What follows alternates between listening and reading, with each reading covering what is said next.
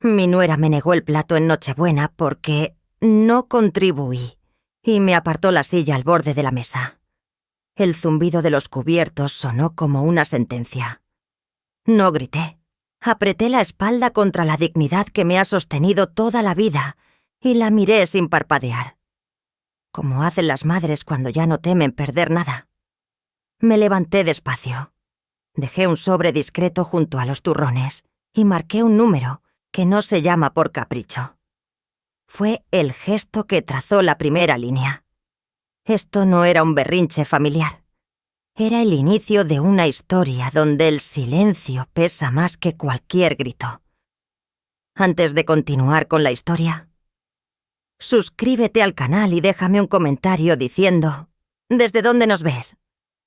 La brisa helada de Madrid golpeaba mis mejillas mientras avanzaba por la calle familiar que me llevaba a la casa de Arturo.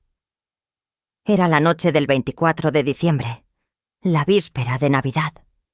Y durante décadas ese camino había sido el preludio de una de las veladas más cálidas del año.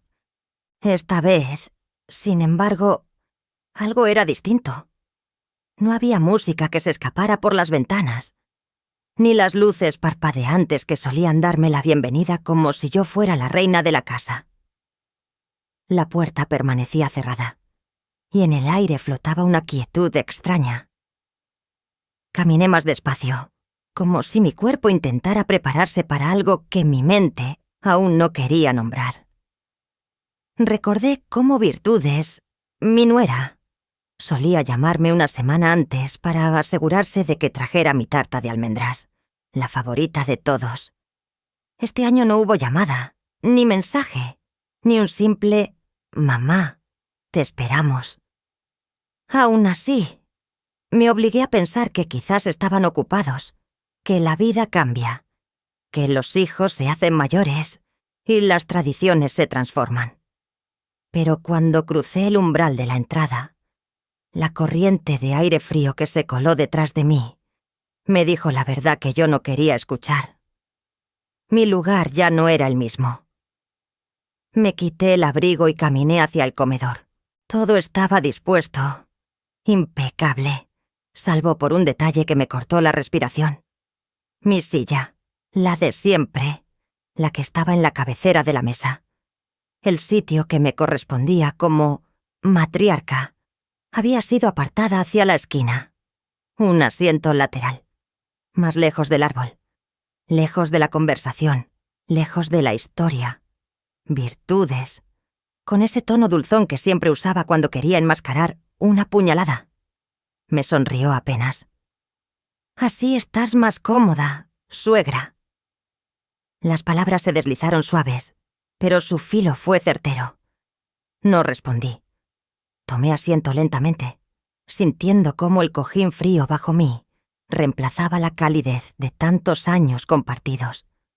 Frente a mí, las copas brillaban y los platos resplandecían, pero algo esencial había desaparecido.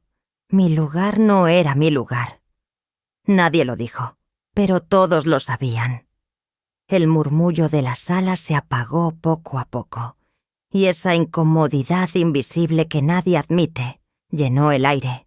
Arturo evitaba mi mirada, como si al no mirarme pudiera no ver lo que acababa de suceder. Soledad, mi nieta, jugaba con el móvil sin levantar la cabeza. Virtudes servía vino con una naturalidad estudiada. Era una coreografía perfectamente ensayada para fingir que yo no estaba sangrando por dentro. Entonces, Soledad soltó una carcajada y giró el teléfono hacia su padre. «Mira, papá, cambie la foto del grupo». Levanté un poco la cabeza. En la pantalla vi la imagen nueva del grupo familiar. Faltaba algo. No, faltaba alguien. Faltaba yo. Mi foto había desaparecido como si nunca hubiera existido. «¿Y mi foto?», pregunté suavemente, con una sonrisa que me dolió más que un golpe. Arturo tragó saliva. No dijo nada. Virtudes fingió no escuchar. Soledad simplemente encogió los hombros. Fue en ese momento que sentí una corriente gélida más fuerte que cualquier viento madrileño filtrarse entre mis huesos. Era la certeza de estar siendo borrada desde la ventana del rellano. Benito, mi vecino de toda la vida, pasó casualmente y alzó la vista. Nuestros ojos se cruzaron un instante. Él me conocía demasiado bien. Bastó una mirada suya, triste y silenciosa, para confirmar lo que yo temía. Se notaba desde fuera. Me quedé quieta, como si moverme rompiera el frágil equilibrio de aquella escena. Escuchaba el tintinear de los cubiertos, el murmullo contenido, las risas forzadas que no me incluían. Ya no era la anfitriona, ni la voz que abría la cena con una bendición. Era solo una mujer sentada en una silla desplazada, mirando una familia que ya no la veía como su centro. Mientras los demás hablaban de planes de vacaciones y regalos, mi mente vagaba hacia otras cenas, otras risas, otros inviernos en los que mi presencia importaba.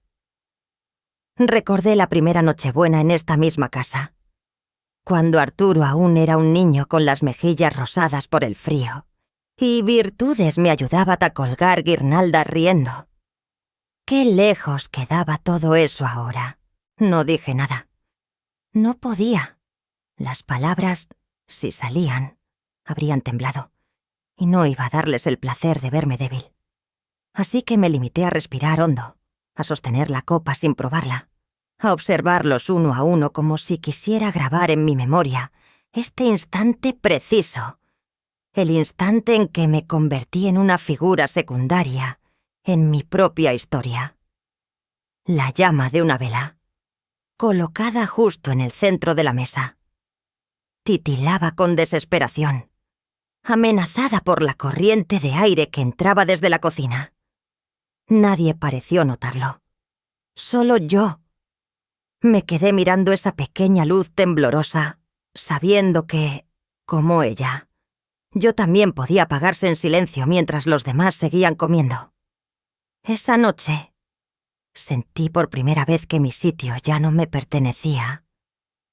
El frío de la mañana me despertó antes de que sonara el despertador. La luz pálida del invierno madrileño entraba por la rendija de la persiana, bañando la cocina en un tono grisáceo.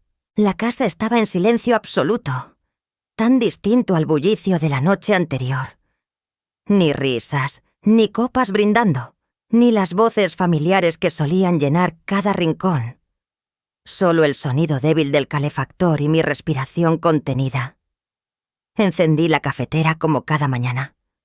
El aroma a café recién hecho llenó la habitación, pero esta vez no consiguió reconfortarme. Tomé la taza entre las manos temblorosas, buscando calor donde no lo había. El líquido amargo me quemó la garganta, pero no pude tragar más de un sorbo. Sentía un nudo tan fuerte que parecía tener piedras en el pecho. Apoyé los codos en la mesa de la cocina y cerré los ojos. Un año atrás. Virtudes me había abrazado fuerte cuando crucé la puerta en Nochebuena. «Mamá, llegaste», me dijo, con una sonrisa que me hacía olvidar el invierno. Ese recuerdo brilló unos segundos y después se quebró como un cristal fino. Ayer no hubo abrazo, ni sonrisa, solo distancia. La soledad de esa cocina era más ruidosa que cualquier conversación. No tuve que esforzarme para recordar la escena de anoche. Estaba grabada en mi piel. Virtudes se inclinó hacia la mesa y, con esa delicadeza que siempre usaba cuando quería herir sin parecer cruel, deslizó mi plato unos centímetros hacia la orilla. Un gesto pequeño, pero en la jerarquía invisible de una familia. Esos gestos son gritos. Arturo, sentado frente a mí, miró hacia abajo. Ni una palabra. Soledad, mi nieta, clavó la mirada en su plato. Nadie rompió el silencio. Sentí que me arrancaban algo más profundo que un asiento en la mesa. Me estaban arrebatando el lugar que yo misma había construido. El cuchillo de Virtudes tintineó al chocar con el plato. Sus labios esbozaron una sonrisa satisfecha. Fue entonces cuando las miradas llegaron, cortantes, disimuladas, silenciosas. No decían vete, pero lo gritaban. Mis manos descansaban sobre mis rodillas, heladas, y entonces, como un hilo de ternura en medio de esa tormenta, sentí la mano pequeña de Soledad rozar la mía bajo la mesa. Fue fugaz, casi temerosa, pero suficiente para recordarme que no todo estaba perdido. Apreté sus deditos con suavidad. Ella no dijo nada. Yo tampoco. A veces, el silencio pesa más que un grito. Yo no dije nada anoche. No porque no tuviera palabras, sino porque cualquier palabra habría sido usada contra mí. Sentí cómo mi pulso se aceleraba, cómo mis labios temblaban, y apenas perceptiblemente. Pero no derramé una lágrima. No iba a darle a Virtudes la satisfacción de verme vencida. Pensé en Arturo. Yo lo crié. Me repetía por dentro. Yo lo enseñé a respetar la mesa familiar. Pero ese hombre que se sentó anoche frente a mí no era el niño que corría por este mismo pasillo con chocolate en las mejillas. Era alguien que eligió callar cuando su silencio dolía más que cualquier palabra. Y allí, en medio de esa humillación silenciosa, nació otra cosa, una semilla pequeña, firme, que no era resignación, era observación, era memoria, era el inicio de mi manera de responder. El móvil vibró sobre la mesa, interrumpiendo mis pensamientos. Arturo, un mensaje corto, seco. Espero que hayas dormido bien. Mamá. Nada más. Leí esa frase como si fuera una bofetada invisible. No había disculpa, ni preocupación verdadera. Era un mensaje vacío, tan vacío como la silla en la que me habían sentado anoche. Me quedé mirándolo unos segundos, el pulgar suspendido sobre la pantalla. Luego lo borré. No el número, no a mi hijo, solo la conversación. Pero el dolor, ese no se borra así de fácil. Me quedé quieta, observando cómo el vapor del café se disipaba en el aire helado de la cocina. Afuera, el barrio estaba tranquilo. Dentro de mí, en cambio, se agitaba un eco silencioso que crecía despacio pero constante. No sabía aún que ese silencio sería mi arma más afilada. La lluvia golpeaba suavemente el cristal, como si alguien tocara con los nudillos desde afuera. Me quedé un rato mirando las gotas deslizarse lentamente, formando caminos torcidos en el vidrio. Era 26 de diciembre, y Madrid amanecía gris, húmeda y silenciosa. Sostenía mi taza de té caliente entre las manos, pero no era el frío lo que me hacía apretar con tanta fuerza. Era ese hueco en el pecho que crecía sin ruido. Arturo no me había llamado. Virtudes tampoco. Y en ese silencio no había olvido. Había distancia. Una distancia que no empezó en Nochebuena. Lo sabía bien. Si era honesta conmigo misma, comenzó años atrás. En una de esas reuniones familiares donde ella, con su sonrisa impecable, empezó a mover las piezas de mi propia casa sin que yo lo notara. Recuerdo perfectamente ese día. Estábamos todos en el comedor, hablando sobre cómo manejar los ahorros que yo y mi difunto esposo habíamos guardado durante décadas. Arturo me dijo con voz suave: «Mamá, déjanos manejarlo todo ahora». Yo, ingenua, lo tomé como un gesto de amor filial, no como un golpe estratégico. Virtudes, sentada al lado de él, se inclinó hacia adelante con esa mirada que dice: «Ya gané», aunque no diga nada. El olor a madera barnizada de esa mesa de roble me vuelve todavía. Fue allí donde entregué sin saberlo algo que me pertenecía. Y ahora, frente a la ventana, comprendía que la grieta no se abrió anoche. Se abrió entonces. La memoria es cruel cuando vuelve con tanta nitidez. Aquel día, después de que Arturo dijo que se encargarían de todo, Virtudes empezó a ayudar con los pagos, las cuentas y los documentos del piso. Al principio, era un alivio. Ella parecía tener tiempo y energía que yo ya no tenía. Pero lentamente, lo que fue ayuda se convirtió en control. Ya no me consultaban sobre nada. Solo me informaban. Ya está arreglado. Mamá, decían. Solo firma aquí. Mamá. Y yo firmaba. Firmaba confiando. Firmaba pensando que el amor de un hijo es un escudo, no un arma. Ayer, cuando me empujaron a la orilla de la mesa, no fue un hecho aislado. Fue el eco de todos esos «ya está arreglado». El teléfono vibró sobre la mesa. Una notificación de audio. Virtudes, con cierta desconfianza. Puse el altavoz. Su voz sonaba rápida, nerviosa, como si hablara con alguien más. No se enterará de nada. Todo ya está firmado. Me quedé inmóvil. Mi respiración se volvió pesada. Mi garganta se cerró. La frase era clara, cruel y nítida como un cuchillo recién afilado. Sin pensarlo demasiado, marqué un número que no usaba desde hacía mucho. Don Teo, el abogado de confianza de mi difunto esposo. Me contestó con voz pausada. Como siempre. Buenos días, Encarnación. Qué sorpresa. Necesito saber si hubo algún cambio legal sobre la vivienda. Dije, tratando de que mi voz no temblara. El silencio al otro lado me confirmó lo que temía antes incluso de que hablara. Sí, hubo movimientos hace unos meses. Documentos firmados por tu hijo y por Virtudes. Se cambió la figura de administración y representación bancaria.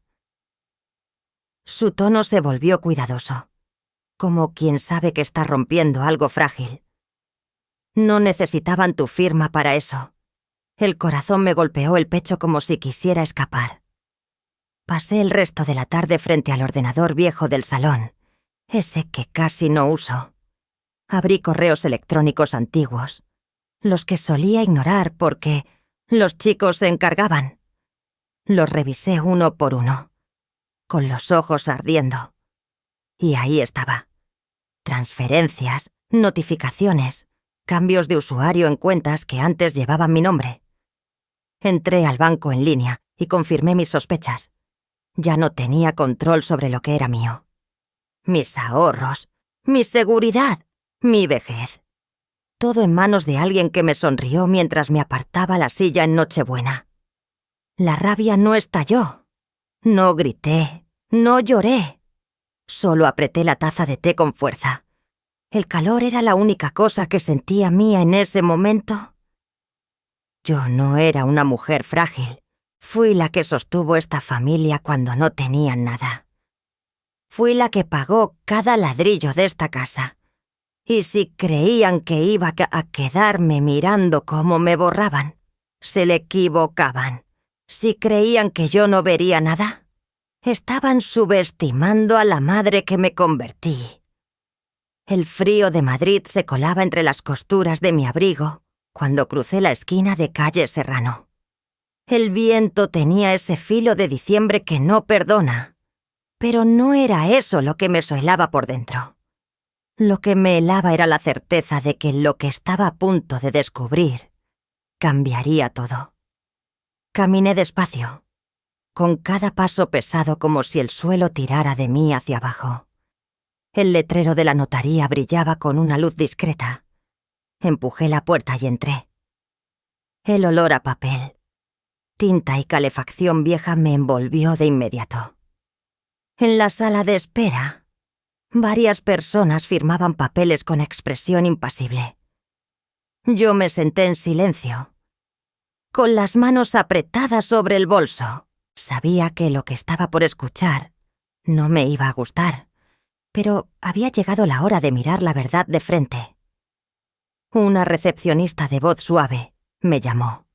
Señora Encarnación, los documentos están listos. Hubo modificaciones en el expediente. No pregunté nada. Me limité a levantarme. Cada músculo de mi cuerpo temblaba apenas perceptiblemente. No de miedo, sino de contención. Don Teo me esperaba dentro de una pequeña sala acristalada. Sobre la mesa había un legajo grueso de carpetas amarillentas. Me saludó con esa mezcla de respeto y pesar que solo tienen los hombres que han visto demasiadas injusticias familiares. Encarnación, dijo con voz baja. Revisé los archivos. La propiedad ya figura a nombre de Arturo y Virtudes, en régimen de copropiedad. Sentí que la sangre me abandonaba el rostro. «Eso no es posible», susurré. «Yo no firmé nada». Él giró lentamente uno de los documentos hacia mí. Había un espacio resaltado. «Aquí consta su firma, señora», dijo con tono neutro la empleada que estaba presente en la sala. Mis ojos se fijaron en la firma. Mi nombre, mi caligrafía. Pero no era mía. Cada trazo era torcido, imitado, vulgar. Mi mano tembló sobre la mesa. El sonido de mi respiración se volvió audible, como si la habitación se hubiese quedado sin oxígeno. No grité, no lloré. Solo sentí un nudo seco, duro, en el centro del pecho. Saqué el teléfono con manos frías. Marqué el número de Arturo. «Mamá». Su voz sonó débil, casi como si ya supiera por qué lo llamaba. «Explícame esto», dije. La palabra «esto» cargaba todo lo que no podía nombrar. La traición, la vergüenza, la incredulidad. Un silencio largo, pesado. Después: «No es lo que piensas, mamá». Esa frase fue peor que una confesión.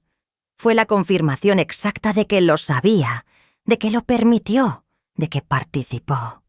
El murmullo del tráfico afuera parecía alejarse, como si estuviera en otra ciudad. Me quedé sola en esa sala blanca, con la copia de una firma que no era mía y la voz temblorosa de mi propio hijo colgando en el aire. «Quiero una copia de todo», le dije a don Teo, y mi voz ya no temblaba. Él asintió sin hacer preguntas. Cuando sostuve la carpeta entre mis manos, sentí su peso como si llevara dentro no papeles, sino la historia de mi vida robada sin permiso. Me guardé los documentos en el abrigo, cerca del pecho, no como una víctima, sino como alguien que empieza a prepararse. Si querían dejarme sin voz, no sabían que mi silencio grita más fuerte que ellos. La noche había caído sobre Madrid con esa quietud pesada que anuncia tormentas silenciosas. Me abroché el abrigo. Cerré la puerta de mi piso y caminé hacia la casa de Arturo. No lo avisé. No quería avisar. Quería que me miraran a los ojos sin tiempo para preparar mentiras. Cuando llegué, la calle estaba vacía, apenas iluminada por las farolas amarillentas que alargaban las sombras en la acera. Toqué el timbre. Virtudes abrió la puerta con la sonrisa tensa de quien no esperaba mi presencia. Arturo apareció detrás de ella, pálido, con los hombros ligeramente hundidos. «Mamá», murmuró. No respondí. Entré directamente. El silencio era espeso, como una manta que asfixia. Virtudes trató de recuperar el control de la situación. «¡Qué sorpresa!», dijo. «No te esperábamos». Me quité los guantes con calma y me senté en el sofá principal, como lo había hecho durante años, como si aún fuera mi casa. Arturo y Virtudes se miraron entre sí, incómodos. Yo no necesitaba levantar la voz. Mi presencia ya hablaba por mí. Me incliné ligeramente hacia Dabashashtil hacia adelante, las manos sobre las rodillas. «¿Desde cuándo dejé de ser parte de esta casa?», pregunté, sin titubear. El silencio que siguió fue tan largo que escuché el tic-tac del reloj de pared. Virtudes fingió sorpresa. «No digas eso, Encarnación. Solo las cosas cambian». Arturo no levantó la vista. Su mirada clavada en el suelo me dolía más que cualquier palabra. ¿Cambian? ¿O se deciden a mis espaldas? Dije despacio. Virtudes abrió la boca. Buscó una excusa, pero lo único que salió fue una frase temblorosa. Mi silencio era como una pared que la obligaba a llenar el vacío. Cuanto más hablaba, más se traicionaba. Arturo tragó saliva. Sudaba aunque la calefacción estaba baja. No hacía falta levantar la voz. Ya estaban acorralados. Saqué de mi bolso la carpeta de documentos que don Teo me había dado en la notaría. No la tiré sobre la mesa. No hice un gesto dramático. Simplemente la coloqué frente a ellos. Despacio, como quien baja un martillo silencioso. Solo quiero escuchar la verdad de tu boca, dije mirando a Arturo directamente. Virtudes palideció. Arturo sudaba. Nadie esperaba que yo lo supiera, que yo actuara así.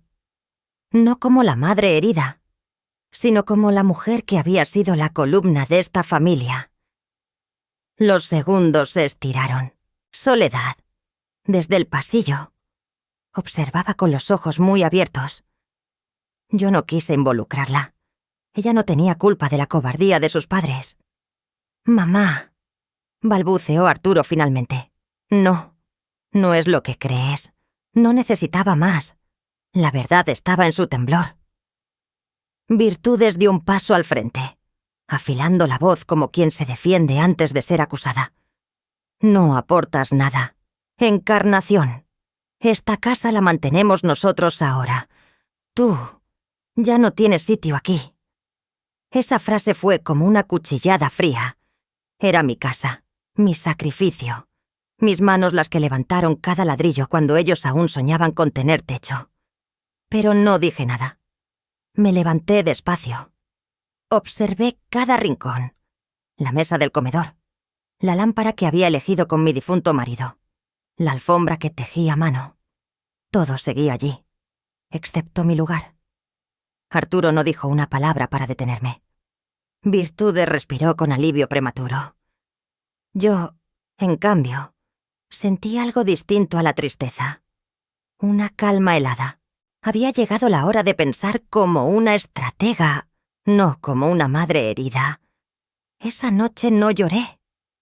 Las lágrimas son para los débiles, y yo ya no lo era.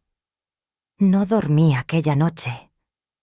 El reloj marcaba las 4 de la madrugada cuando decidí dejar de fingir que podía cerrar los ojos. La carpeta de documentos estaba sobre la mesa, abierta como una herida. Cada hoja era una prueba de que había sido apartada no solo de una casa, sino de mi propia historia. Me serví un café amargo, sin azúcar. Me senté en la mesa y respiré hondo. Por primera vez en semanas. Sentí que algo dentro de mí se había endurecido. No como un muro de dolor, sino como una columna de decisión. «Esto ya no es solo familia», murmuré. «Esto es dignidad». Saqué una servilleta de la cocina y tracé una línea firme con un bolígrafo azul. No era un contrato, pero sí una promesa. No volvería a mendigar afecto ni explicaciones. La línea representaba mi límite. Al otro lado de esa raya, solo habría acción. El pequeño café de la esquina estaba casi vacío cuando llegué. Benito ya estaba allí, con su bufanda vieja y un vaso de carajillo humeante entre las manos. Siempre había sido un hombre discreto, de esos que observan más de lo que hablan. «Encarnación», dijo en voz baja cuando me vio. «Sabía que vendrías». Nos sentamos cerca de la ventana empañada, afuera. La ciudad se desperezaba lentamente bajo un sol pálido. Benito se inclinó hacia mí. «He escuchado cosas», susurró. Anoche Virtudes discutía por teléfono con Arturo. Decía algo sobre el dinero que todavía está a su nombre. Sentí como un calor seco se extendía por mi pecho. No era rabia desbordada, era estrategia naciendo. Benito siguió hablando. Si las cosas llegan a los tribunales, puedes contar conmigo. No me gusta lo que están haciendo. Por primera vez en mucho tiempo. No me sentí sola. Él no era familia, pero me ofrecía algo más valioso, su palabra. Y eso, en tiempos de guerra silenciosa, era un escudo, de vuelta en casa. Marqué el número de Don Teo con manos firmes. Necesito saber mis opciones legales, le dije, sin temblar. Su voz llegó clara desde el otro lado de la línea. Encarnación, sí que las tienes. Podemos impugnar la transferencia. Hay irregularidades y tu firma no es válida. Ellos lo saben. Apoyé la frente en la palma de mi mano.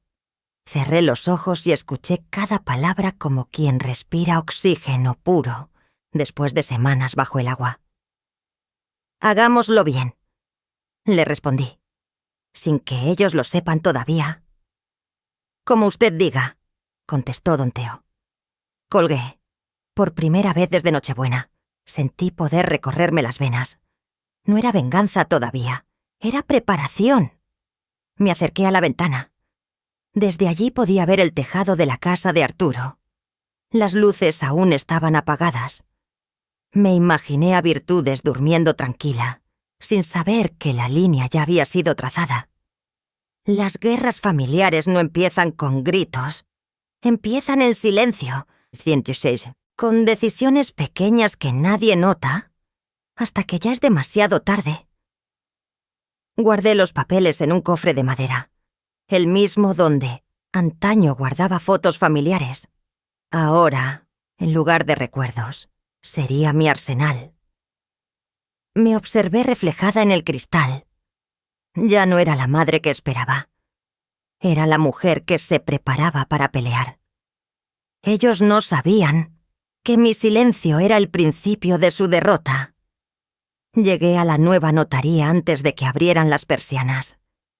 El aire frío de Madrid en la mañana del 30 de diciembre me cortaba las mejillas. Pero dentro de mí todo estaba en calma. No era la calma de quien se resigna, sino la de quien ha elegido el campo de batalla. No quería volver al lugar donde habían falsificado mi firma. Esta vez, yo elegiría el terreno. Don Álvaro me recibió con una sonrisa discreta y una mirada firme.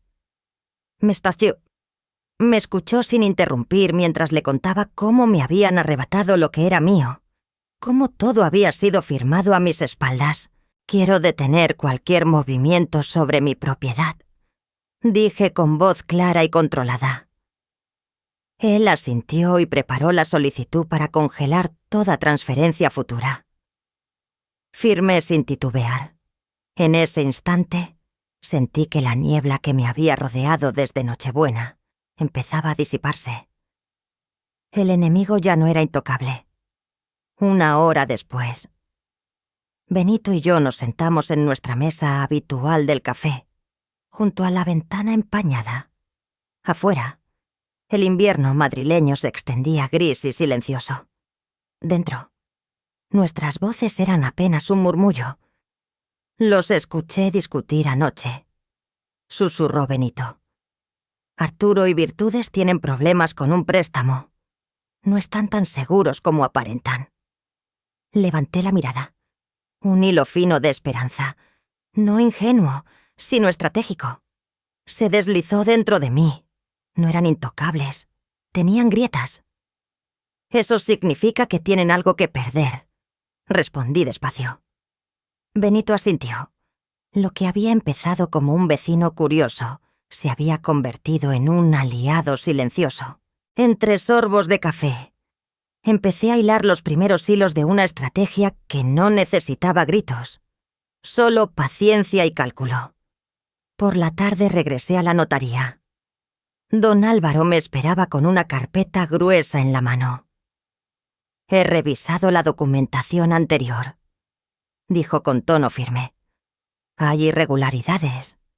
Usted tiene bases legales muy sólidas para recuperar lo que es suyo. Tomé la copia certificada de los documentos fraudulentos. Era pesada. no por el papel, sino por lo que representaba. Era mi carta oculta, la que aún nadie sabía que existía.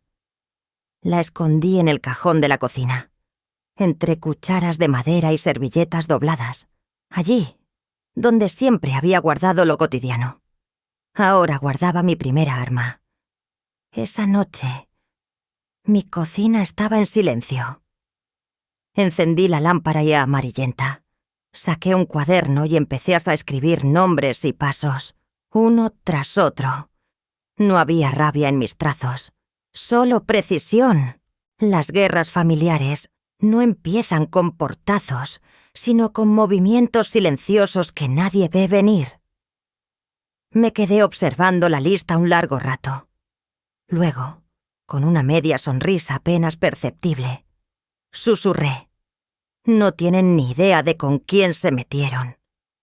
La primera ficha ya estaba en movimiento, y ellos aún creían tener el control.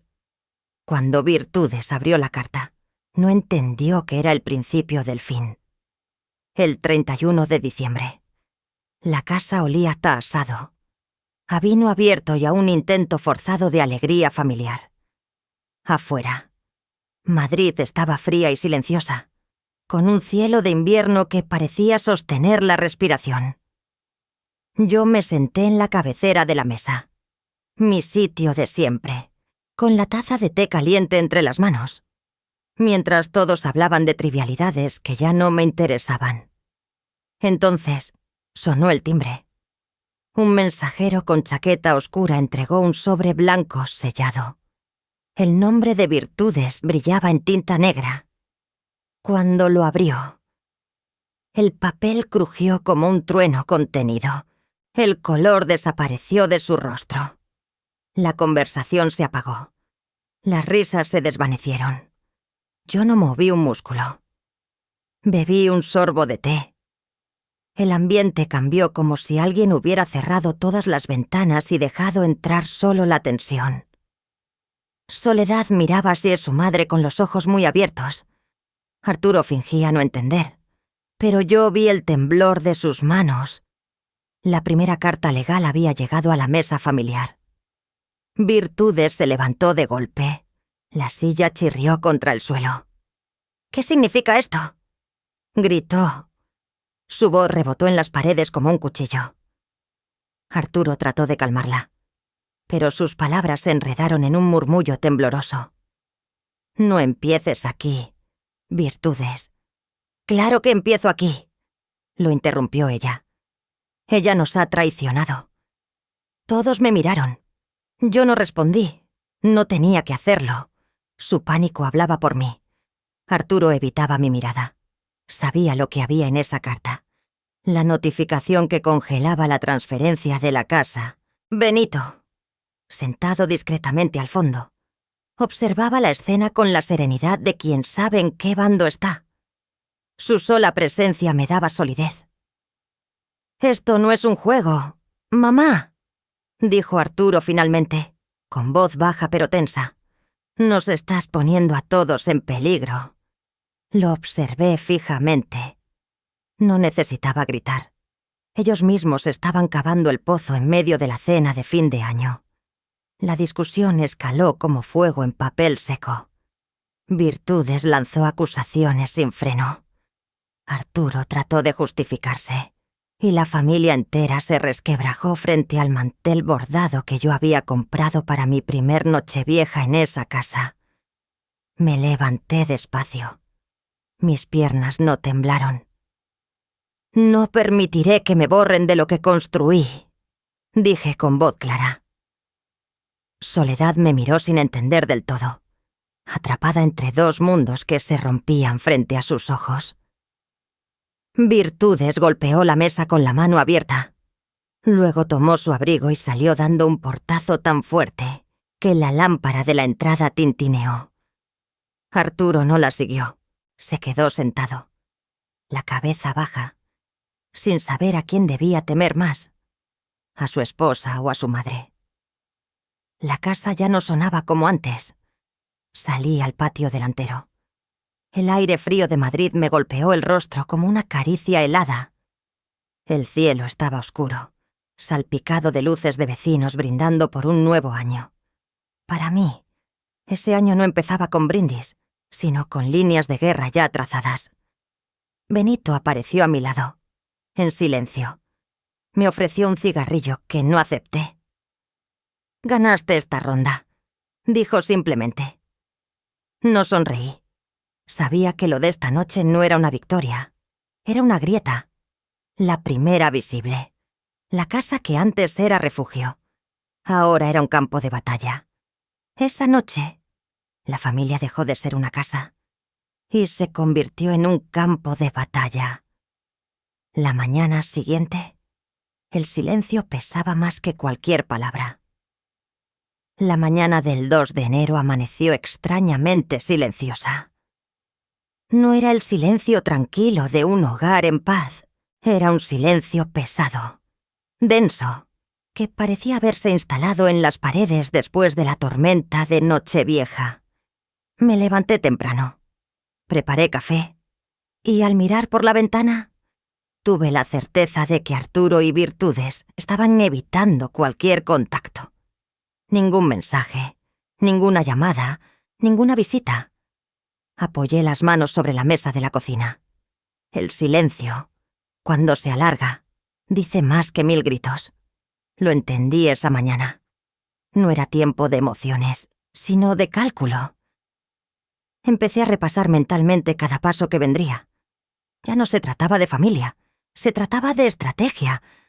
A media tarde, cuando creí que pasaría otro día sola, escuché un timbre suave en la puerta. Al abrir, me encontré con Soledad, mi nieta. Llevaba la mochila colgada al hombro y un abrigo demasiado grande para su cuerpo frágil. «Abuela», dijo en voz baja. «¿Puedo entrar?». La invité a pasar. Se sentó en la silla frente a mí. La misma donde hace unos años comía churros mojados en chocolate conmigo los domingos. Había algo distinto en sus ojos. «Mamá dice que tú quieres quitarnos la casa», murmuró. «¿Es verdad?». No respondí de inmediato. Inspiré hondo y hablé con la calma de quien ha aprendido que gritar solo fortalece al enemigo. «Soledad, esa casa fue mía antes de que tus padres siquiera la imaginaran. Lo único que estoy haciendo es proteger lo que construí.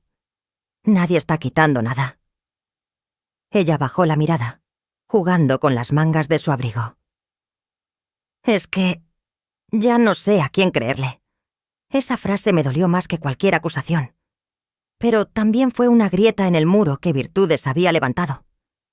Me incliné hacia ella. «No tienes que creerme hoy. Solo recuerda lo que ves, con tus propios ojos». Le acaricié la mejilla. «Y cuando llegue el momento, sabrás». Vi en su rostro la duda germinar. Como una semilla que tardará, pero crecerá. Esa noche, don Álvaro me llamó. Su voz era firme, pero sentí la tensión detrás de las palabras. «Virtudes ha respondido por medio de su abogado. Están intentando ganar tiempo». Cerré los ojos un segundo. Lo esperaba. No iban a rendirse sin luchar. «Entonces seguiremos adelante», dije. Preparé una carpeta con todos los documentos y anoté la cita con don Teo para formalizar el siguiente paso legal. Lo que comenzó como un dolor familiar ahora estaba en el terreno frío y estructurado de los tribunales. Y en ese terreno, yo no pensaba retroceder. Después de colgar, caminé por la casa lentamente. Pasé los dedos por los marcos de las fotos. Mi boda, el primer día de Arturo en la escuela, los cumpleaños, los veranos en la costa. Cada rincón hablaba de una vida que había construido con mis manos. Ahora, esa misma vida era el campo donde se libraba una guerra silenciosa. Un golpe suave en la puerta interrumpió mis pensamientos. Benito estaba allí, con su bufanda gris y una carpeta amarilla bajo el brazo. «Esto es para ti», dijo sin preámbulos. Dentro había una declaración firmada, un testimonio, Un testigo. Él había visto y oído más de lo que Virtudes imaginaba. Lo miré a los ojos, sin palabras. Él asintió, como si supiera que no hacía falta hablar. Cerré la carpeta contra mi pecho. Era fría al tacto, pero en su interior llevaba fuego. Esa carpeta era la llave que podría cambiarlo todo. El mármol frío de los juzgados de Plaza de Castilla amplificaba cada paso que daba junto a Don Teo. Cada eco parecía anunciar que ya no había vuelta atrás. Aquella mañana de enero no era solo una cita legal. Era la línea exacta donde la verdad empezaba a caminar con peso propio. Nos acercamos al mostrador. El funcionario estampó el sello judicial sobre la orden cautelar. Ese sonido seco, metálico, retumbó dentro de mí más fuerte que cualquier grito familiar. La transferencia fraudulenta quedaba oficialmente impugnada y congelada. Afuera. Virtudes recibió la notificación de manos de un mensajero. Vi cómo su mandíbula se tensaba mientras recorría con los ojos el sello. Su respiración se aceleró. No dije nada. No sonreí. Solo respiré. Esto no era venganza. Era restauración. La sala de mediación era pequeña, con paredes beige y una mesa redonda que olía a desinfectante barato. Un funcionario intentaba, con voz neutra, que las partes encontraran puntos en común. Virtudes, sentada frente a mí, se lanzó de inmediato. Ella no aporta nada. Vive del pasado. Esta casa es nuestra ahora. Su discurso estaba ensayado, lleno de desprecio disfrazado de racionalidad. Don Álvaro, desde su lado, presentó con calma los documentos notariales que demostraban las anomalías. Don Teo, preciso, fue desmontando cada afirmación con fechas y firmas que no eran mías. Si me borras en el papel, borras también tu honor, dije finalmente, despacio, como si cada palabra llevara un bisturí dentro. El funcionario guardó silencio. Arturo bajó la cabeza. En esa sala, el aire se volvió más frío que el mármol de la entrada. Cuando el oficial cerró la carpeta, Arturo habló por fin. Su voz temblaba. No de rabia, sino de agotamiento. Solo lo firmé porque Virtudes dijo que era la única forma de mantener todo a flote. No pensé que te haría daño. Lo miré directamente. No era sorpresa lo que sentía. Era el dolor antiguo de una madre que ya lo había intuido. La dignidad no es un lujo, hijo, le dije en voz baja. Es un límite. Benito no estaba en la sala, pero su declaración jurada sí, precisa, limpia, sin odio, solo hechos, las conversaciones que escuchó, las fechas, los planes. Fue como un faro en medio de la niebla. Arturo no levantó la vista. La fractura ya estaba ahí, no por la ley, sino por la decisión que él había tomado. La última firma fue la mía. Don Teo deslizó los papeles frente a mí. Orden de protección sobre mis cuentas, mi archivo y mis derechos de propiedad. Por primera vez en semanas, mi mano no tembló. Firme. El funcionario anunció la fecha de la audiencia principal. Virtudes deberá presentarse y responder ante la ley. Arturo me miró de reojo. Sus ojos buscaban perdón, o quizás tiempo. Pero la ley no negocia emociones. Cuando salí del edificio, el sol pálido de Madrid acariciaba mi rostro. El aire seguía frío, pero el peso ya no estaba en mis hombros. Ahora estaba en las balanzas de la justicia. Cuando escuché la fecha del juicio, supe que la verdad por fin tendría un lugar en la mesa. Entré en la sala con Don Teo agarrado al maletín y al silencio. El mármol de Plaza de Castilla olía a cera y a papeles recién tocados. Me senté detrás de la mesa de los testigos, con la espalda recta como cuando enseñaba a Arturo a no mentir por cosas pequeñas. El juez explicó que aquello no era un drama familiar, sino una audiencia previa. Hechos, fechas, firmas, nada de discursos. Apreté el rosario en el bolsillo del abrigo y respiré. Podía escuchar mi propio pulso, pero también la calma que trae saber. Llamaron a don Álvaro. Su voz era seca, técnica, sin adornos. Habló de firmas superpuestas, de sellos que no casaban con las horas del registro, de un certificado que parecía nacido el mismo día 2 veces. Vi a Virtudes morderse el labio, inclinada hacia su abogada. Arturo, rígido, miraba al suelo como si buscara allí una versión mejor de sí mismo. Nadie dijo mi nombre en vano. Nadie se atrevió a llamarme exagerada. Por fin, la precisión era la brújula. El funcionario proyectó las firmas ampliadas en la pantalla. Era como mirar un espejo roto. La mía, la falsa, una imitación con prisa donde faltaba la curva que dibujé toda la vida. Don Teo fue marcando las diferencias con un puntero luminoso. Benito no estaba dentro, pero su declaración esperaba el turno, ordenada, sin rencor. La abogada de Virtudes intentó vestirlo todo de intención familiar. El juez le recordó que el derecho no funciona con suposiciones ni con cariños selectivos. Sentí un hilo de dignidad tensarse y quedarse firme. Entonces, don Teo pidió introducir un sobre cerrado. Reconocí la caligrafía antes de que la nombrara. La de mi marido. De cuando aún llenábamos la casa de listas y promesas. El juez leyó en voz baja. Luego escogió 2 líneas en voz alta. Que la vivienda y los ahorros se custodiarían siempre de forma compartida. Que ninguna decisión importante se tomaría sin mi conocimiento expreso. No había poesía allí. Solo claridad de quien quiso dejarme a salvo, incluso después de morir. Virtudes se encogió en la silla. El papel, más que un recuerdo, se comportó como una llave que abría un cuarto tapiado. Pidieron a mi hijo declarar. La voz le salió áspera, como si tuviera invierno en la garganta. Admitió que firmó para aguantar unos meses, que las deudas, que la prisa, que el miedo.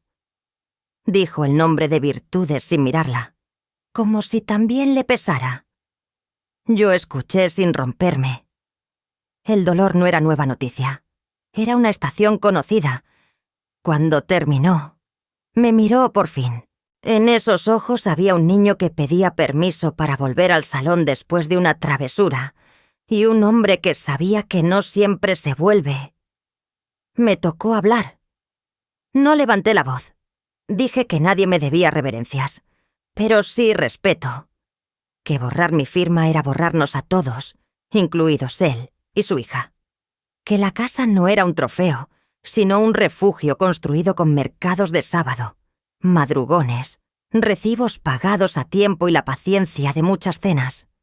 Si me borran en el papel, dije, se borran ustedes en el espejo. No hubo murmullos. Hubo silencio, el que pesa.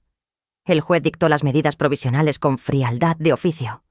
Se mantiene el bloqueo de la transferencia, protección sobre mis cuentas y archivos, custodia de documentos bajo guarda judicial, advertencia para que nadie intente movimientos nuevos.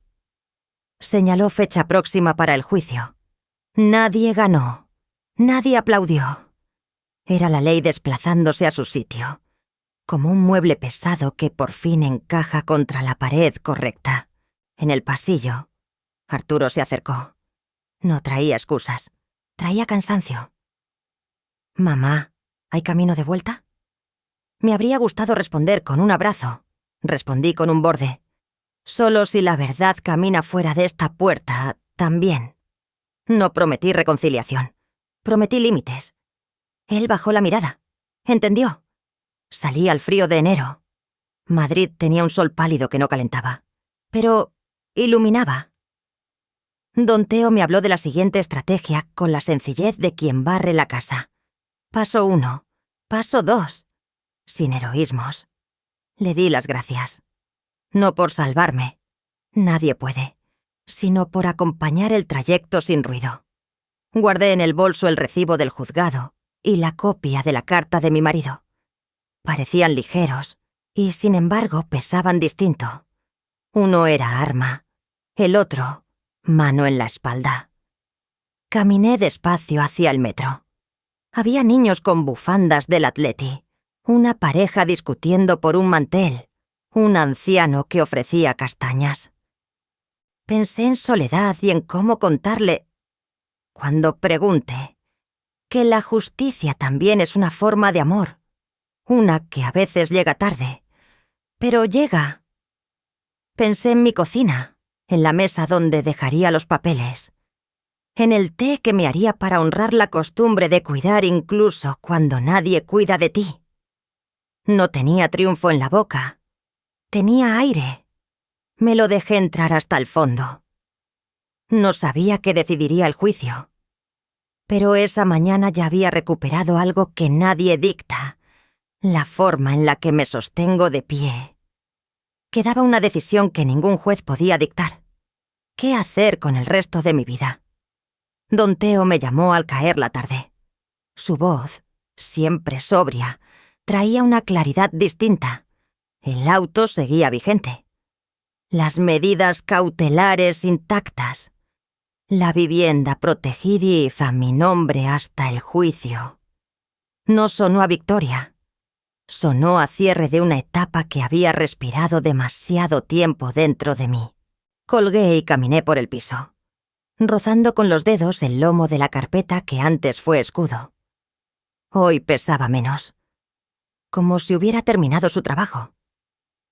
Abrí las ventanas para que entrara el aire frío de enero. Madrid olía a pan y a humo lejano. Miré el móvil. ¿Podemos hablar, mamá?, escribió Arturo. Respondí que sí. Pero mi casa, a mi hora, en mi mesa. Llegaron primero él y Soledad. Puse 3 platos. Caldo y pan. Nada más. El vapor dibujó nubes breves sobre la mesa. Arturo se sentó con la espalda de niño castigado. Respiró hondo. No trajo peros ni adornos. Habló del miedo, de las deudas, del silencio que fue tragando hasta llamarlo normal.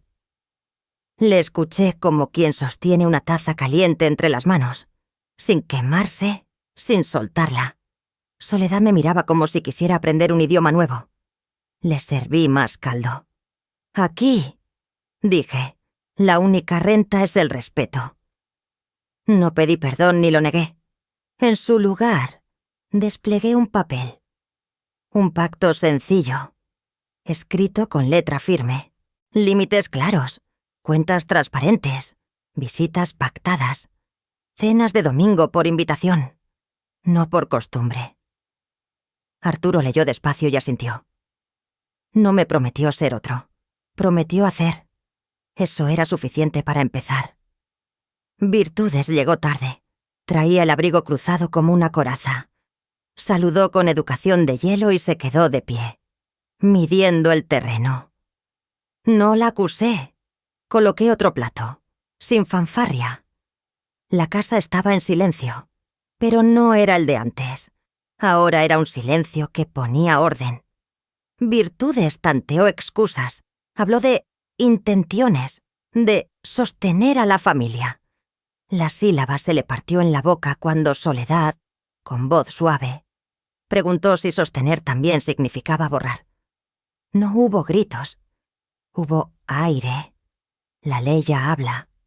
Dije al fin, yo no voy a gritar por encima. Deslicé el pacto hacia ella. Lo leyó con gesto de papel de lija. No firmó. Dijo que lo pensaría. Le respondí que pensar era un buen comienzo para quien ha corrido demasiado. No la eché. No la retuve. Entendió que las puertas ahora tienen marco. Cuando se fueron, la casa quedó casi llena. Me senté a la mesa con un cuaderno. Escribí una carta para Soledad. No sobre firmas, sino sobre legado. Le conté que honor familiar no es una palabra de ceniza. sino una forma de cuidar sin poseer. Que una mesa se honra poniendo sillas que no aplasten a nadie. Le hablé de su abuelo y de la carta que dejó, de cómo se construye un hogar con recibos pagados a tiempo y silencios que protegen, no que esconden. Guardé la carta en un sobre con su nombre. Escribí otra para Arturo, más breve. El perdón que ofrezco no es moneda, es puerta, la confianza. En cambio, se gana con pasos, no con frases. Toqué el timbre. Era Benito con una bolsa de naranjas. «Bien hecho», dijo, y no añadió nada. Las victorias, pensé, pueden oler a cítrico y ocupar el espacio exacto de un saludo. Al día siguiente, al atardecer, volví a la casa familiar. Las llaves todavía encajaban. Giraron con el sonido limpio de las cosas que no mienten. El suelo recogía la luz larga del invierno y la partía en franjas. Pasé la mano por la pared donde un día colgó la foto de mi boda. Había marcas de clavos, como cicatrices discretas. Virtud desapareció en el umbral del salón. Me preguntó, sin rodeos, si pensaba denunciarla yo, personalmente. «La ley ya está hablando», respondí. «No voy a gritar por encima». No era clemencia, era dignidad en voz baja. Entré al comedor con una bolsa blanca. Extendí un mantel nuevo, liso, sin bordados. Alisé las esquinas con la palma. Fui a la cocina y saqué 4 bajoplatos. Coloqué 3. Dudé y puse uno más. No era una silla para una ausencia. Era un sitio para las decisiones que aún quedan por hacer. Me asomé al balcón y abrí de par en par. El aire de Madrid trajo un rumor de vecinos. Una radio perdida. Una risa de niño. Apoyé las manos en la barandilla. Pensé en el juicio, en las fechas, en los papelitos con sellos. Pensé en las tardes de mercado, en el primer sueldo con el que pagué una cuota, en el día en que enseñé a Arturo a atarse los cordones. No cerré los ojos. Los mantuve abiertos, como se mira una ciudad que te ha hecho llorar y también caminar. La paz no es amnesia, es avanzar sin bajar la cabeza. Dentro, la casa olía a caldo y a madera. Me quedé un rato escuchando ese olor. Volví a la mesa y puse, en el centro, un bol con las naranjas de Benito. El color encendió la estancia como una promesa modesta. Saqué los sobres y los dejé en el aparador. A la izquierda, el de Soledad. A la derecha, el de Arturo. No esperé respuestas inmediatas. Hay cartas que se escriben para que respiren, no para que regresen a toda prisa.